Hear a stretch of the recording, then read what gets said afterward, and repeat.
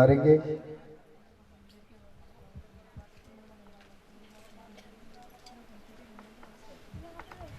और जो हमारे इस दिव्य उत्सव में यहाँ पधार गए हैं उन सबसे भी आग्रह है, जो भी आप पूजन अर्चन करना चाहते हैं, भागवत जी को प्रणाम करना चाहते हैं, तो आप भी मंच पर पधार जावे। भागवत जी को प्रणाम कर फिर पुनः अपने स्थान पर विराजमान होकर इस दिव्य मंगल में भागवत कथा श्रवण कर श्रवण कर मानव जीवन कृतार्थ करें।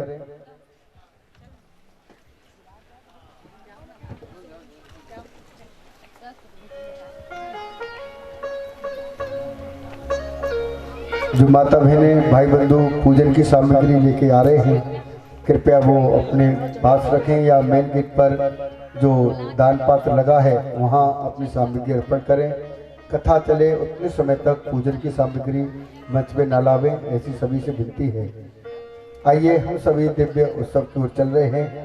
जो भी अपने साथ में मोबाइल फ़ोन लेके आए हैं अपने अपने मोबाइल सभी साइलेंट कर लेंगे, जिससे कि 3 घंटे में कथा में विघ्न न पड़े।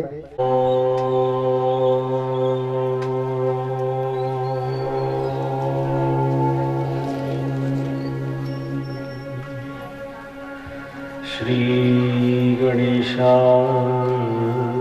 नमः। श्री सरस्वती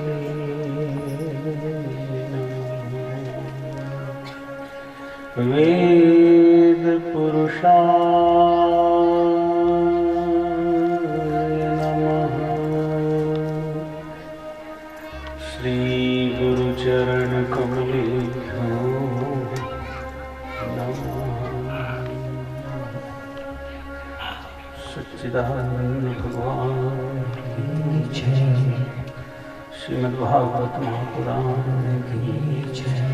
मुक्तेश्वर भगवान की जय। गौ माता की जय। भारत माता की जय। माता पिता गुरुदेव की जय। सब साधु संतों की जय। वैदिक सत्य सनातन धर्म की जय।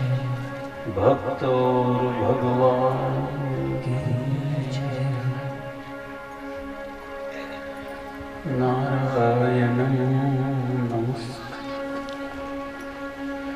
नरं चैव देवीं सरस्वतीं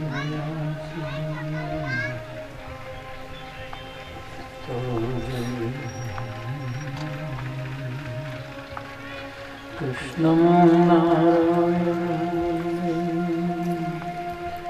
कृष्णं भजप्रियं कृष्णं गोपालं वन्दे कृष्णं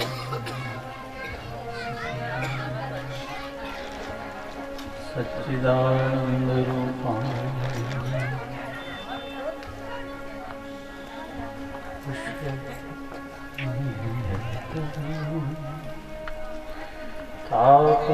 तापत्रयविनाशाय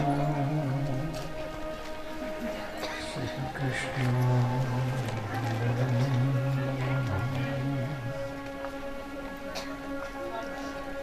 जन्माद्यस्य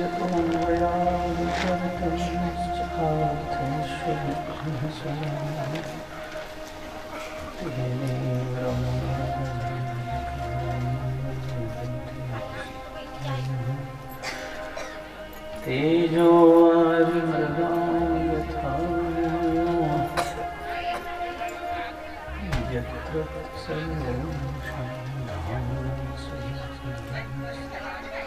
सत्यं परं विश्वानि देव सह तीर्थानि चराचरं यद्भद्रं तन्नयासु गुरु गोविंद दोनों खड़े इसके लारूपा बलिहारी गुरु आप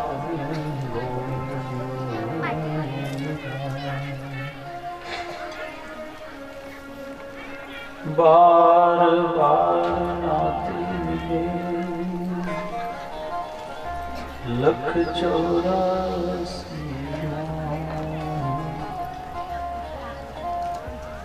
लेकिन सतगुरु ना मिले, पकड़ छुड़ाए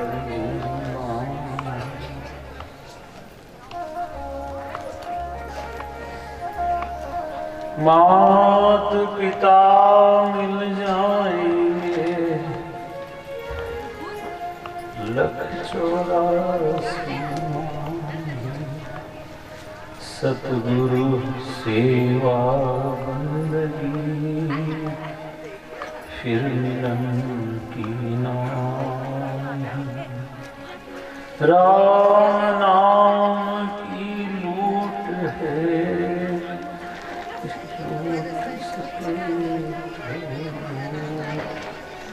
अनंत काल पछताओगे, प्राण जान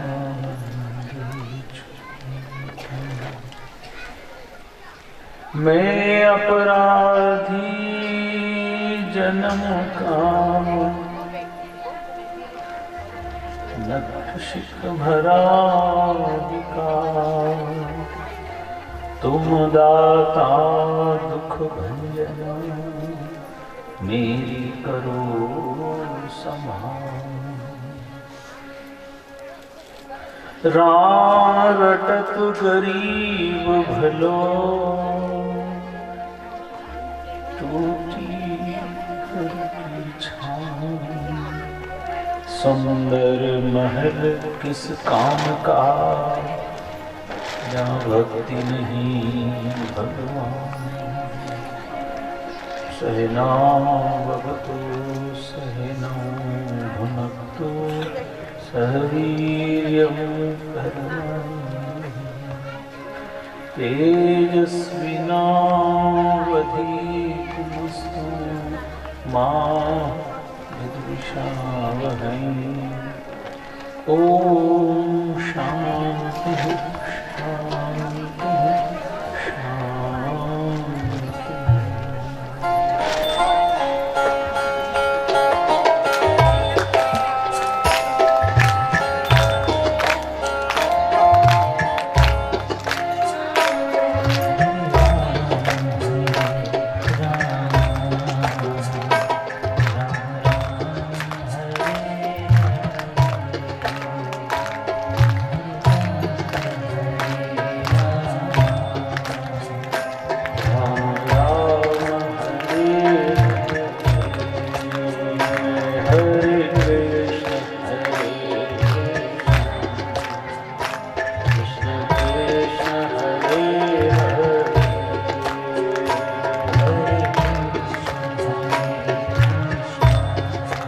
हम सब मिलकर गाएं, भाव विभोर होकर गाएं, ईमानदारी से गाएं, समर्पण के साथ गाएं, भगवान के होकर गाएं।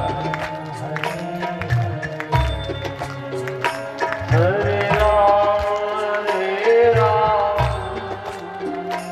राम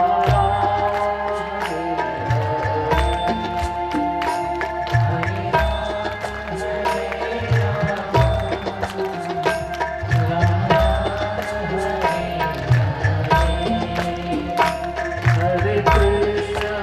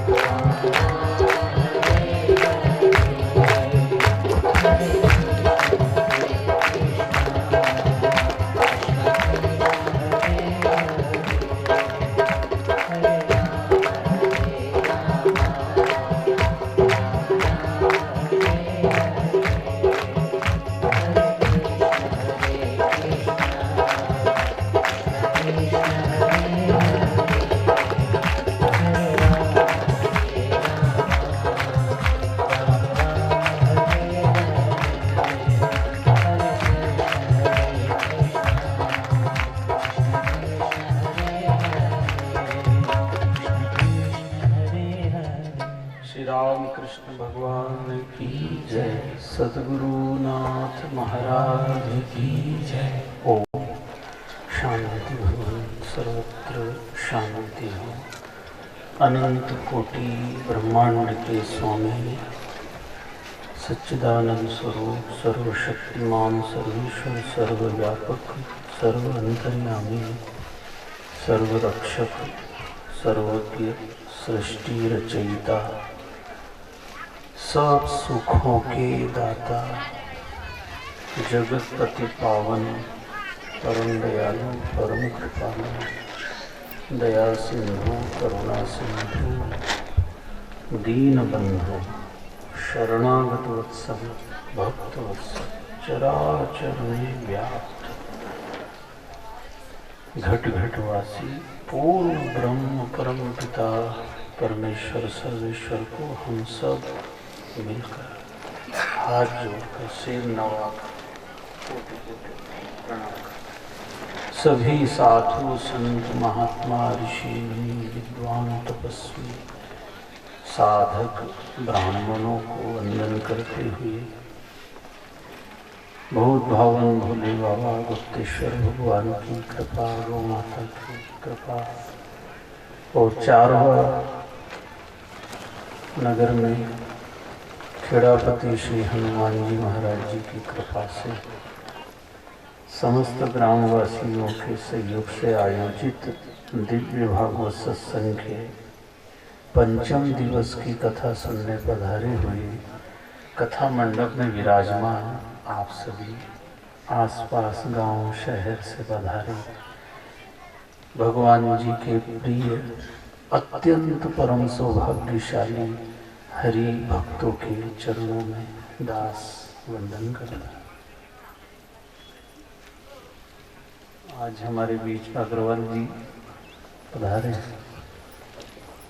पूर्व में ये भी हमारे यजमान रहे थे, हमने भी उनके साथ बड़े विशाल आयोजन में पूजन का कार्य किया। परम मंगलमयी, परम आनंददायक दिव्य श्रीमद् भागवत सत्संग के आचार्य पूज्यपाद महामुनि श्री सुखदेव जी महाराज गंगा के पावन तट पर बट वृक्ष के नीचे बैठे हैं और अभिमन्यु नंदन सम्राट परीक्षित जी महाराज को परमात्मा की पतित पावनी कथा सुनाते हुए समझा रहे हैं। राजन, इस संपूर्ण संसार में मनुष्य का किसी भी वस्तु, व्यक्ति, पदार्थ से कोई संबंध नहीं है सिवाय ईश्वर के। इसको जितना जल्दी हो सके क्लियर कर लो।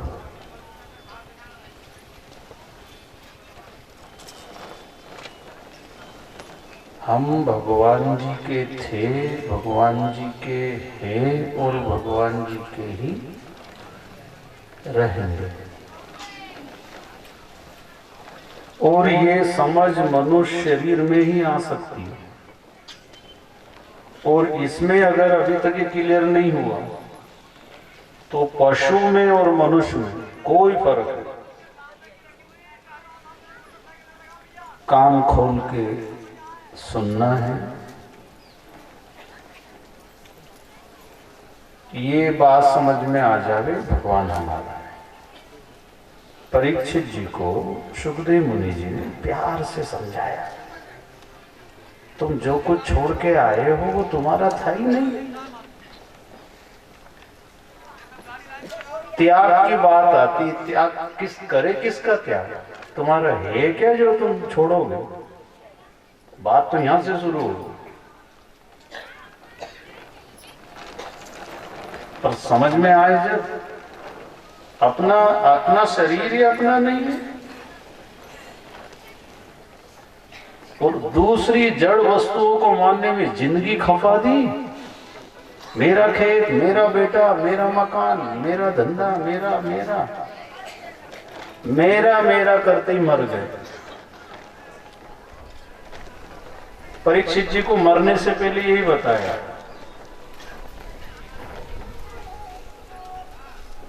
अपना कुछ नहीं, सिर्फ भगवान है। कितनी तपस्या कर लो, कितनी कथा सुन लो, कितने दान दे दो, कितने यज्ञ कर लो, ये अकल आ जाना चाहिए भगवान हमारा है, हम भगवान के बस। और बाहर बाहर चलने दो सब जो नौटंकी चल रही है। हाँ, ये मेरा घर है, मेरा पति, बाहर बाहर दिए जाओ, भीतर से भगवान के बने रहो। हो रहा है उल्टा। हाँ, ऊपर ऊपर से भगवान जी मैं तो आपका ही हूं, मैं कब से अगरबत्ती लगा रहा हूं। हाँ, ऊपर ऊपर, और भीतर से घर संसार खेत भैंस इनके बने हम। इसलिए अभी तक दुख नहीं मिटा, अज्ञान नहीं मिटा हमारा, अशांति नहीं मिटी, चिंताएं नहीं मिटी, परेशानी नहीं मिटी हमारी। क्या कसर रखी हमने सुखी होने के लिए?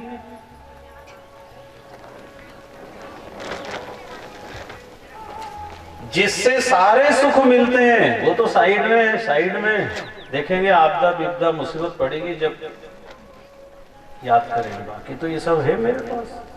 परीक्षित जी ने ये अकल का काम किया, आफत पड़ते सबको पहले छोड़ा। ये भी भीड़ काम दे क्या? राजपाट हीरे जवाहरात हाथी घोड़े सब छोड़ गंगा किनारे रेती में बैठ गए, आसन भी नहीं।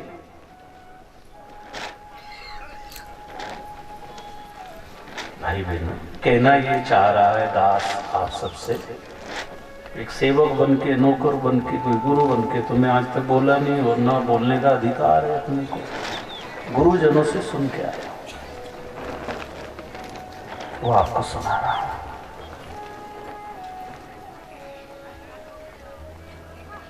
जल्दी समझो ये बात,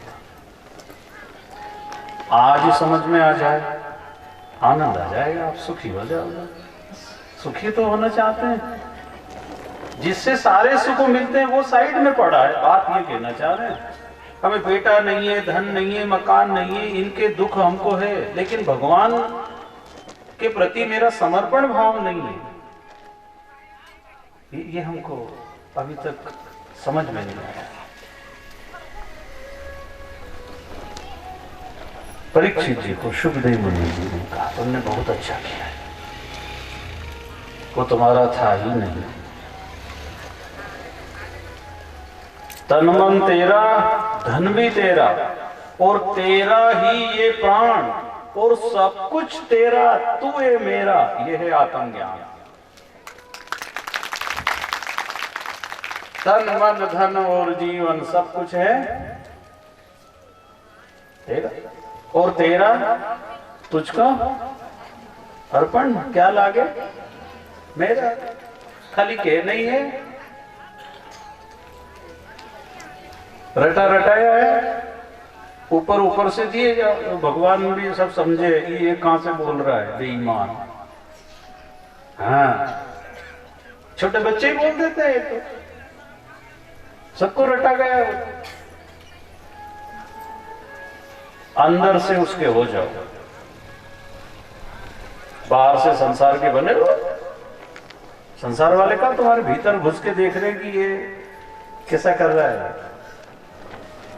तो भगवान अंदर देखता है, बाहर थोड़ी देखता है। तो कैसे बनेंगे हम भगवान जी के? जब सच्चे साधु संत महापुरुष आपको मिलेंगे, वो आपको टेक्निक बता देंगे, तरकीब, आइडिया। परीक्षित जी को वो सदगुरु मिल गए थे, और उन्होंने ये बात फिट करा दी थी, तुम किसी के नहीं हो और ना तुम्हारा कोई है। और ये जो कह रहे हैं ना, ये सब बेईमान। मृत्यु के वक्त कौन साथ देगा? कोई ये कहे तुम यहीं रहो, मैं चले जाऊं। मौत के समय कौन सामने आए? अभी कोरोना काल में कौन ने हाथ लगाया? हे वो गए, तुम तो लगाओ ठिकाना भैया, वो कहीं मैं नहीं चले जाऊं हाथ लगाने। हाँ, उस समय सबकी पोल खुली, कौन किसका? स्वार्थ की दुनिया है। तो कथा से समझ जाओ या जिनके साथ बीत रही है, हाँ उससे समझ जाओ, उसमें भी कोई बुराई नहीं, बस समझ जाओ कैसे भी और भगवान के हो जाओ। और जल्दी करो, जल्दी, देर में ही अंधेर हो जाएगी। विचार मत करो, जैसे भी हैं हम भगवान के, चाहे पुण्यात्मा है या पापात्मा है, सज्जन है या दुर्जन है, अच्छे हो या बुरे हो, पापी हो पुण्यात्मा हो, ज्ञानी हो अज्ञानी हो, स्त्री हो पुरुष हो, हिंदू हो मुस्लिम हो, काले हो गोरे हो, अमीर हो गरीब हो, गांव का शहर का, सब भगवान के ही हैं। मान लोगे तो फायदे में रहेंगे, ना मानोगे तो थोड़ी आपद विपदा आएगी, पर झक मार के मानना तो पड़ेगा। इसलिए खुशी खुशी अगर समझ जाओ तो बढ़िया बात है। परीक्षित जी को यही कहा सुखदेव मुनि जी ने, राजन भगवान जी सबके हैं, सबके लिए है, और जो ये बात स्वीकार कर लेता है भगवान मेरा है, बस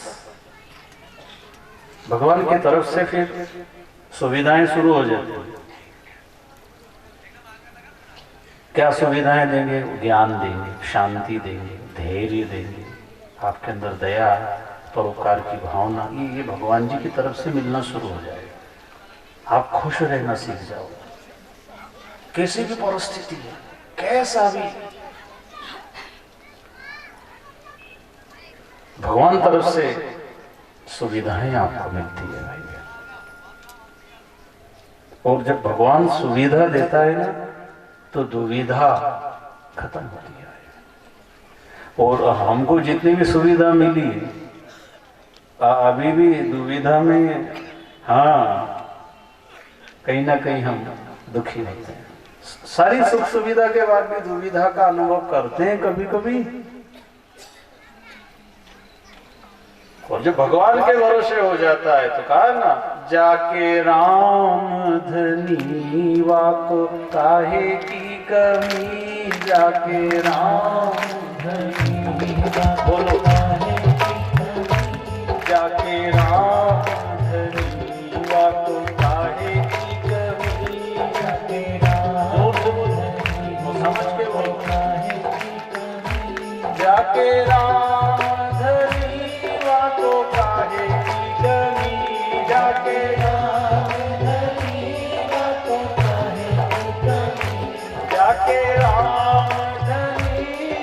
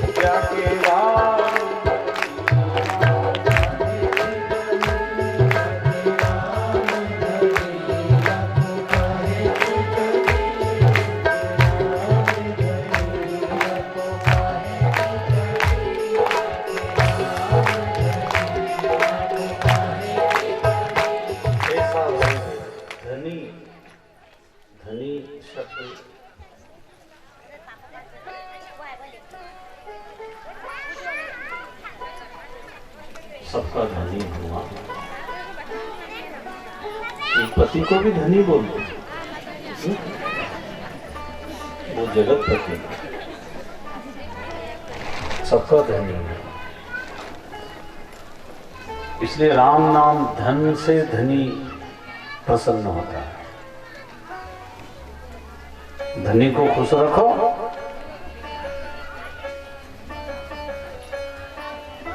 धनी खुश होगा शुभ कर्मों से, उसके प्रति समर्पण होने से। धनी के अलावा अगर कहीं और आस रखे तो कैसा लगेगा? जो भी सांस आते हैं धनी से बोलो। इसलिए भाई बहनों, कबीर सो धन संचिए जो आगे को होए, जात न देखे गाठरी चोर न लूटे कोड़े। वो धन ऐसी जगह बैठ के कमाया जाता है, और जब खूब धन हो जाएगा तो धनी खुश होता है, स्वीकार कर लेगा।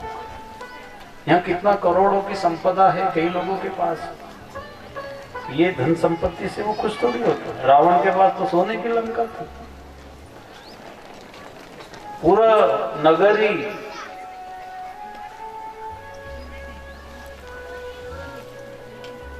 लेकिन राम को नहीं माना, वो धनी से दूर था। आज भी पुतले जलाए जाते हैं, क्या काम की धन? जो अभी कहा राम रटत गरीब भलो,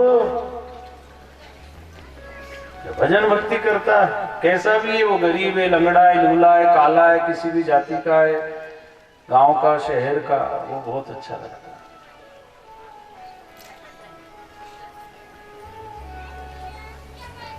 राम रटत गरीब भलो।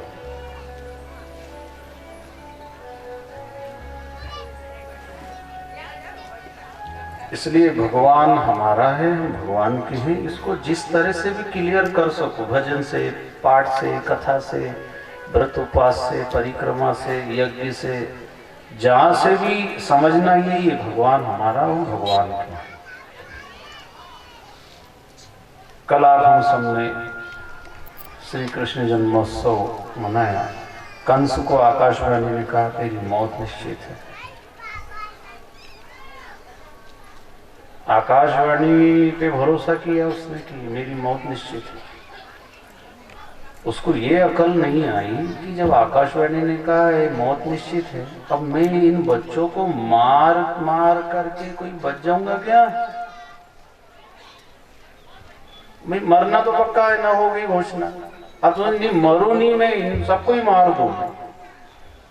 जब उस पे तुमने भरोसा किया कि मेरी मौत निश्चित है, और इधर अगर तुम किसी साधु संत की शरण में चले जाते तो वो ये क्लियर कर देते तुमको कि भैया तो अब उल्टा मत चले, मरना तो है, अच्छे काम कर ले। बच्चों की बाल हत्या करी नालायक ने, वो किसी का सानिध्य पा लेता तो वो उसको समझाते थे। भाई परीक्षित जी को श्राप मिला, 7वें दिन मृत्यु हुई। इसने सारे पाप अपराध से बच करके भगवान की कथा में पूरे 7 दिन बिता दिए। मरना तो पक्का है, घोषणा हो गई।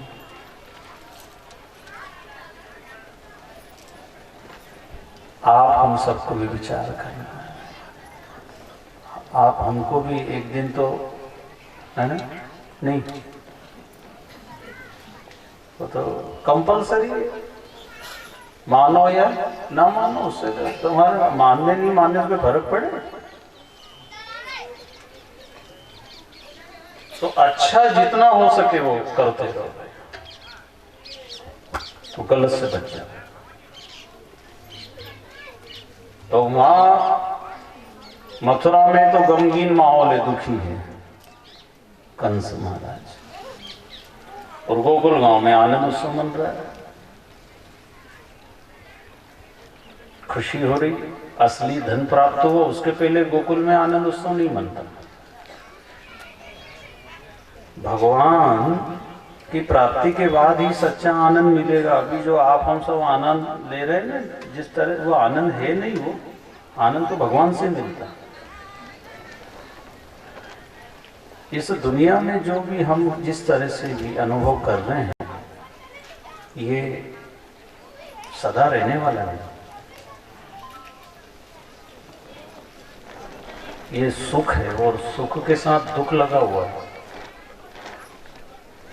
और भगवान जी से जो मिलता है ना वो बिना मिलावट वाला है, दुख रहित, शुद्ध, उसको आनंद बोलते हैं। जो सुख और दुख से जो ऊपर है वो आनंद है और उसकी हमको जरूरत है। पर वो पकड़ में आया नहीं तो अपन सुख भेला करने में लग गए ऐसा, इससे हम आनंद पा लेंगे, नहीं होगा। वो आनंद भगवान का स्वरूप है।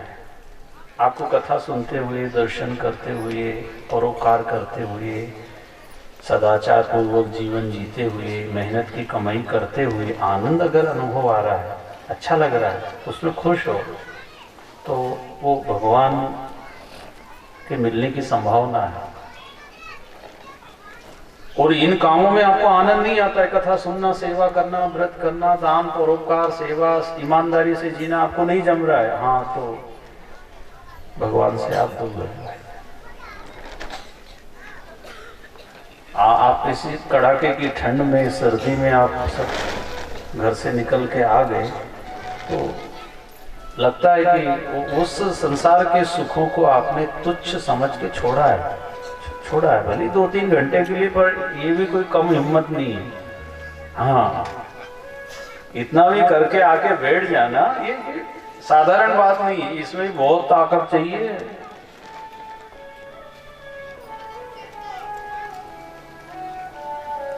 ये शुरुआत अच्छी है, ये उस धनी से कांटेक्ट करने का ये टेक्निक है। आएगा आपके अंदर से वो अनुभव, वो आनंद की अनुभूति हो जाएगी। तो गोकुल गांव में घर में कोई नहीं रहा, सब उस उत्सव में शामिल हो गए। भगवान के बिना हम रह नहीं सकते भाई बहनों। चाहे किसी भी रूप में जिसको जैसा भी आया, बना, सीखा, सुना है, वो उसको याद करता है। तो भयंकर कोई दर्द, पीड़ा और मुसीबत, संकट आ जावे ना, तो कैसा भी नास्तिक हो भले, वो कहीं ना कहीं जरूर याद करेगा, वो जिस रूप में करेगा, किसी को भी करे। भगवान को सबने नहीं देखा है, ना सबने अनुभव किया है, पर वो याद तो दर्द में वही याद आए। ना उससे आज तक मुलाकात हुई है, ना उससे मिले हैं, पर जब ज्यादा तकलीफ हो, जब तो वो हिटे ही है भीतर से अपने आप ही, हे भगवान, हे राम, अब कौन बचाएगा। तो इससे लगता है कि उससे हमारा पुराना कांटेक्ट है। जब देखे नहीं, मिले नहीं, फिर वो कैसे हिटे भीतर से, उसकी याद कैसे आती। जब कहीं सहारा नहीं मिलता उसकी याद आती, हम समझ नहीं पाते। गुरु आकर के फिर वो क्लियर कर देता है कि भगवान ही है तुम्हारा रक्षक। और अभी तक आप हमको भी कई बार बचाया, हम बचे हैं, यहाँ बैठे हैं। कई बार दुर्घटना, एक्सीडेंट, करंट, सांप, खेत खला, एक्सीडेंट, गिर गए, बीमार हो गए, भर्ती हो गए, और डॉक्टर ने भी कि कोशिश कर रहे हैं, अब देखो आगे, और बच भी गए, कई बच गए। तो हमको तो ये समझ में नहीं आता कि भगवान ने बचाया, हम डॉक्टर ने बचाया, वो हमारे पड़ोसी को भलो हो भैया, उन्हें टाइम पे भर्ती करा दिया, मतलब दूसरे के गुण गा रहे हैं और साथ दे रहा और कोई।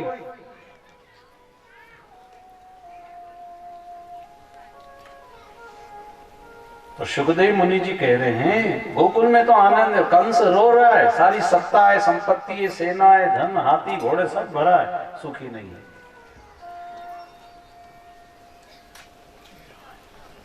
भगवान, ईश्वर, परमात्मा, प्रभु, गॉड, सिवाय उसके भाई बहनों हम इस धरती पे सुखी नहीं हो सकते, कितना धन भी वो संपदा पालो।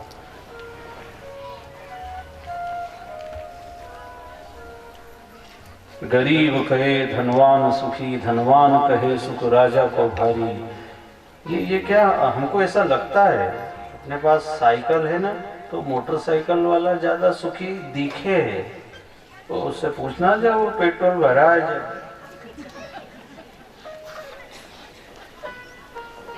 और रास्ता में जब खुड़ जाए पेट्रोल किधर जंगल में, फिर अपने को भी चल लो और वो को भी लेके चलो,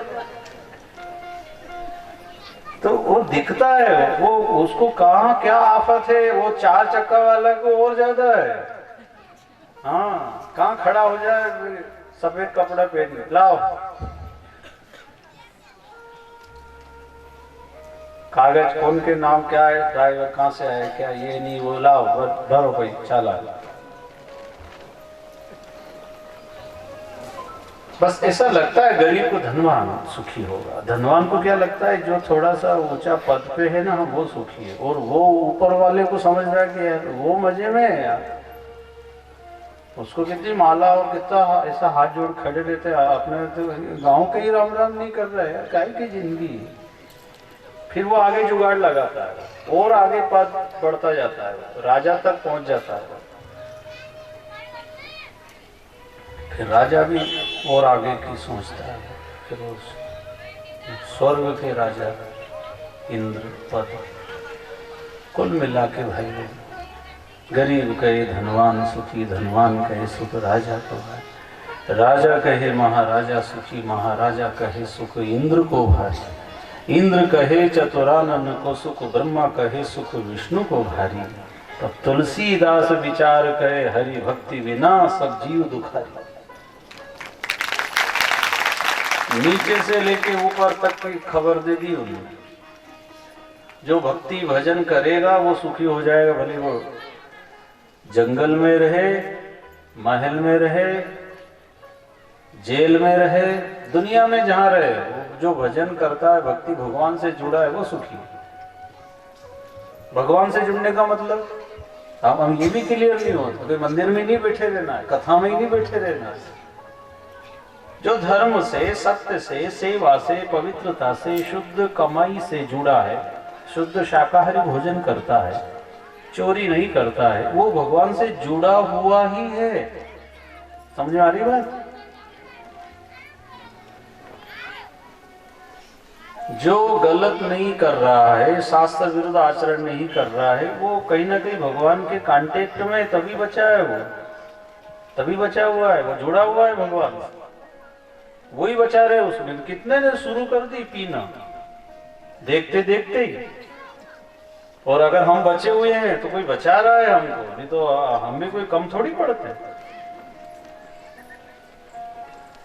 हम अच्छाई से कहीं जुड़े हुए हैं इसलिए बुराई से बचे।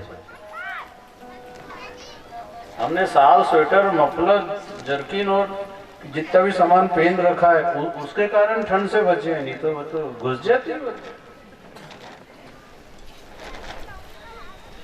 हमने अपनी अपनी युक्ति से बचे हुए हैं, और नहीं है साल कम्बल जला रहे, आग ला कचरा ही जला लो, तुम तो अपने आग ठंड भगा लो। वहां कोई भी चंदन की चाहिए लिया तो बबूल कांटा सब पत्ता कचरा जला लिया, भगा दी ठंड।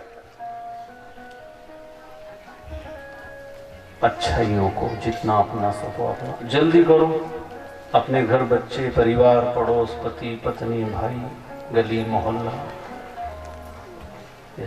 ठंड लगती है बचते हो, ऐसा पाप भी लगता है भाई, लगता है। ठंड मालूम पड़ जाती है और पाप तत्काल मालूम नहीं पड़े। ये 2-4 दिन बाद भी असर करे, 8 दिन बाद असर करे, और अलग अलग क्वालिटी के पाप है तो 6 महीना बाद भी असर करे। तत्काल असर हो जाए तो आदमी बचे।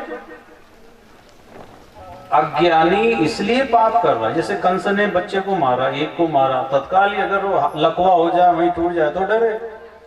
उन्हें एक को ठिकान लगाया, 5-6 को मार दिया, कुछ नहीं हुआ। इसलिए अज्ञानी लोग इस धरती पे चोरी, झूठ, रिश्वत, घोटाला, मिलावट, जिसको जहां जोड़ तोड़ में लगा है वो, क्योंकि तत्काल फल नहीं मिलता है ना, तो क्या आगे भी नहीं मिलेगा? ये अज्ञानी लोग इसलिए पाप कर रहे हैं। तो भगवान तत्काल फल क्यों नहीं देते हैं? भगवान अपना समझते हैं। अब समझ जाए, अब सुधर जाए, कहीं ना कहीं कोई बताएगा, समझाएगा, कथा में जाके बैठेगा तो कोई शब्द इसको काम आ जाएगा, बचेगा ये। तो भगवान को देर क्या लगे, क्या देर लगे उसको? रावण और कंस और हिरण्यकश्यप ऐसे दुष्टों को मारने के लिए इतनी माथापच्ची की जरूरत है? जब आज का इंसान ही कहीं रे कहाँ और कहाँ किसी को ढुलका दे, वो हाँ पता ही नहीं चलने दे। और फिर वो तो साल 2 साल बाद जब जांच हो CID और तब पता, अरे उनको हाथ हो रही है। एक इंसान का इतना लंबा हाथ, वो 50-100 किलोमीटर 200 किलोमीटर तक किसी को भी ठिकाने लगवा दे, तो वो परमात्मा में इतनी नहीं है क्या? लेकिन वो मौका देता है। पापी भी अन्यायी भी है, मेरे ही तो हैं ये सब, इसलिए दया का भाव रखता है।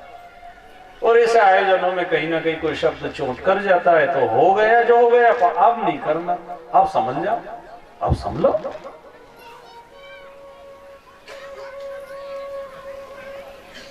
कंस कभी गया नहीं ऐसे संत की शरण में, और दुखी है। आपातकालीन बैठक बोले, और बैठक में भी जो आए थे ये कोई समझदार थोड़ी थे।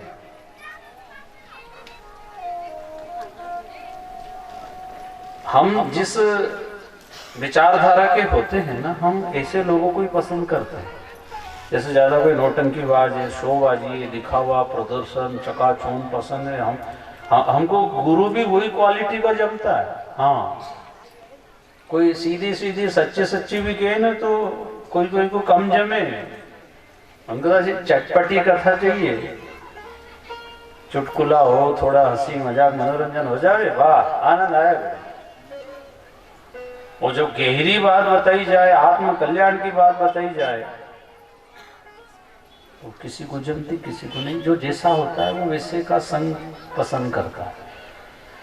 कथा में भी कोई कोई आते हैं ना, तो वो सुनना वही चाहते हैं जो उनको अच्छा लगता है, जो अच्छा लगता है। वो के कह रहा है वो उससे मतलब नहीं है। हमारे लिए जरूरी क्या है वो बातें नहीं, हमको जो पसंद है वही भजन गा दो और ऐसे ऐसे सुना दो बस। तो कंस ऐसे लोगों के साथ बैठता उठता था, सलाह भी क्या दी, महाराज चिंता क्यों करते हो, जितने बालक जन्मे हैं सबको ठिकाने लगा देंगे, आप तो खाली एक आर्डर दे दो और हम सब तुम्हारे काम कब आएंगे। कंस ने कहा बात तो सही है, तो बोलो। पूतना नाम की राक्षसी सुंदर स्त्री का वेश बनाकर आई और कंस महाराज को कहा, मैं दूध के बहाने जहर पिला पिला करके सब बच्चों को खत्म कर दूं। कंस ने कहा बहुत अच्छा, ये तो आसान तरीका, एक बार में ही समझ गया वो। जिनकी बुद्धि खराब होती है और विनाश का समय आता है ना, उनको ये उल्टी बातें जल्दी समझ में आती, एक बार में आ जाती है। अच्छी बात को माइक लगा लगा के और 2-2, 3-3 घंटा सिखाएं तो भी कोई कोई को घुसती है, बाकी तो ऐसे ही नहीं, ठीक है। और बुरी बातें भाई नहीं, विनाश काले विपरीत। अच्छी बात उसको बुरी लगे और बुरी बात अच्छी लगे। भाई आकाशवाणी ने क्या कहा कंस से, तेरी मौत निश्चित है, देवकी का 8वां बेटा तुझे मारेगा, तो बच नहीं सकता, बचना है तो पाप से बच, मौत से तो नहीं बचेगा। और इसने क्या करा, मौत से बचने के लिए पाप शुरू कर दी। पहले तो पाप करे ही थे, तब तो आकाशवाणी ने कहा कि अभी भी मौका है, समझ जा रहे बेईमान, अब तो मान जा। कहाँ माना होगा, अच्छी बात उसको घोषणा हो गई, आकाशवाणी ने कह दिया, फिर तो समझना चाहिए।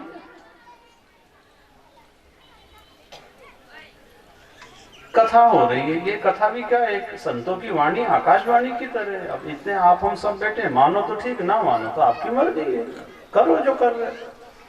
पर बात ये है भाई, जीवन तो अनमोल मिला है, भगवान के लिए मिला है, अपना संसार में कोई है नहीं, कितनी जोड़ तोड़ झूठ कपट बेईमानी करके ढेर लगा लो, सांस जाएगा नहीं। और पाप भोगो, पैसा यहीं रह गया।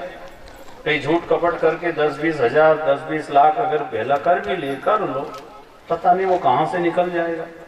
अन्यायोपार्जितम द्रव्यम 10 वर्षानि तिष्ठति प्राप्ते चैकादशे वर्षे समूलम विनश्यति। अन्याय अनीति झूठ कपट से 10 साल तक की उसकी अवधि बताई कि उसको खूब ताकत लगा के 10 साल तक रोक सकते हो आप जैसे तैसे। 10 साल के बाद में वो रास्ता बना लेगा, वो पैसा वो नहीं रहेगा। ये तो फिर मेहनत की जरूरत है, क्या है ईमानदारी की जरूरत क्या है? अगर बेईमानी लूटपाट से अगर खर्चा चल रहा है किसी का, तो फिर ये जो मेहनत कर रहे खंती खोद रहे ये फोकट ही बच रहे। बेईमानी का नहीं फलता फलता भाई बहनों, कर लो मन मीठा कर लो, पर वो 5,000 कमाए और ऐसी बीमारी आई कि 20,000 लग गए, तो 5 तो भी गया और 15 गिरेगा गया, और अभी पाप तो बचे ही है। वो थोड़ी अभी मिटा है, वो उसके तो डंडे अलग से मिलेंगे। अगर ये दिमाग में बैठ जाए तो कौन आगे ऐसा काम करने को जाएगा? अब कंस ने कहा पूतना तैयार हो गई, इधर गोकुल में उत्सव चल रहा है और नंद बाबा को याद आया, अरे कंस को कर चुकाना है और आनंद उत्सव में तारीख तिथि निकल गई। तत्काल गो वालों को बुलाया, छकड़ों में माल भरा, कंस को कर देने के लिए निकलते और सब गोल वालों से कहा तुम सावधान रहना, कहीं कोई ऐसी घटना ना घट जाए, कहीं ऐसा कोई राक्षस कोई दुष्ट कोई ऐसा उपद्रव ना हो जाए। आइए बैठिए। आज सुबह में चौकड़ी गया था, चौकड़ी से आए ना? अच्छा, सुबह योग कक्षा के बाद चौकड़ी गया था। वहाँ सभी ग्रामवासी बिश्नोई समाज के भाई लोग इकट्ठा हुए। 2 एकड़ जमीन वहाँ बहुत अच्छा एक सुंदर भगवान गुरु श्री जम्भेश्वर जी का मंदिर बनाने की योजना चल रही है। पेड़ पौधे सब दूर लगे हुए हैं, बहुत सुंदर। तो हमने निवेदन किया भैया समय हो तो पधारना, तो आप आज ही आए कि वो पहले आए? आज ही आए। चलो इन्हें लाज रख आ गए। तो दास ये निवेदन कर रहा था आपसे कि नंद बाबा ने सबको कहा भाई सब मिलके रहना, अगर कोई ऐसे आपद विपदा आ जावे तो सब साथ में रहोगे तो बड़ी से बड़ी समस्या का समाधान हो जाता है, क्योंकि संगठन में शक्ति बढ़ जाती है, ताकत बढ़ जाती है। ऐसे घर में, परिवार में, गांव में, समाज में एकता होना चाहिए। इतना बड़ा आयोजन हो रहा है, सबके सहयोग से हो रहा है। ये इतना बड़ा टेंट है, ये सब पाइपों के सहयोग से टिका है। अगर ये पाइप धीरे धीरे अगर एक एक खिसक जाए तो ये कोई रहे ऊपर। संगठन, एक दूसरे को सपोर्ट करना। तो नंद बाबा ने गांव के लोगों को कहा कि तुम ऐसा भेदभाव नहीं करना, एक दूसरे छोटा बड़ा अभिमान में कहीं डरा मत जाना, छोटे से भी काम लो, छोटों का भी आदर सत्कार करो, बड़ों का भी करो, एक दूसरे का आदर सत्कार करना। हम भी सुखी रहेंगे, सब सुखी रहेंगे। ठीक है बाबा आप जाओ। छकड़ों माल भर के गए, मथुरा पहुंचे, कंस को कर दिया और कारागार में वसुदेव देवकी से मिलने गए और सारा दुख उनका सुनना पहले, और फिर कहा आप चिंता मत करो, ये दुष्ट कंस जो माँ बाप का नहीं हुआ, ये है राक्षस, आप चिंता ना करो।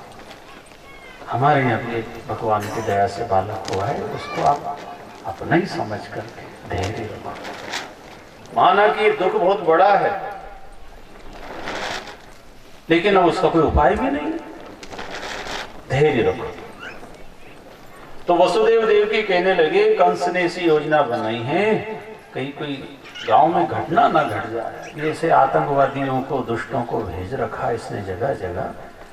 तो नंद बाबा कहने लगे मेरे गांव में एकता है, सब संभाल लेंगे, हमारे गांव में सुख हो या दुख हो सब एक साथ एक दूसरे का सहयोग करके मालूम नहीं पड़ने देते, मदद करते। फिर भी आप कह रहे हो तो मैं जाता हूं। तो नंद बाबा मथुरा से भगवान का भजन नाम स्मरण, भगवान मेरे गांव की रक्षा करना, कोई उपद्रव ना हो जाए। भाई बहनों, जब हम सबका भले का सोचते हैं ना, तो सबका हो ना हो, जो सोच रहा है उसका तो जरूर होगा, ये पक्का है। लेकिन आजकल ये भी बात लोग कहने, ये भले का जमा नहीं, ऐसे भी सुनी है नहीं, ये अच्छा करने जाओ और बुराई मिले। ऐसा तो नहीं हो सकता, अच्छे का फल बुरा तो नहीं होता है। या तो पहले कहीं तुम बुरा कर चुके हो, उसका टाइम अब आ गया है, बुरा फल अब मिल रहा है। अब आज की तारीख में तो अच्छा कर रहे हो, पर पहले का जो जमा है बुरा बुरा, वो किधर जाएगा, वो भी तो आएगा। ये समझ लेना चाहिए, भला करने के बाद भी मेरा बुरा हुआ है तो ये कम हुआ है, इससे ज्यादा बुरा होने वाला था, वो तो अच्छा कर रखा है इसलिए कम बुरा हुआ। ऐसा समझोगे तो अच्छे काम करते रहोगे। ये तो कितने लोग बुराई में फंस गए। यही उनको भी गुरु मिल रहे हो। ए तू कहाँ ईमानदारी से जी रहा भैया, ईमानदारी का जमाना ही नहीं है। मैं 2 साल से मैंने सब बंद कर दिया और चकाचक चल रहा काम बेईमानी से। तो वो जो ईमानदारी से जी रहा था, मैंने कहा अरे मैं भी पागल हूँ, मैं फोकट क्यों बचू एक लो। जब सभी बेईमान है, ये गलत बात है।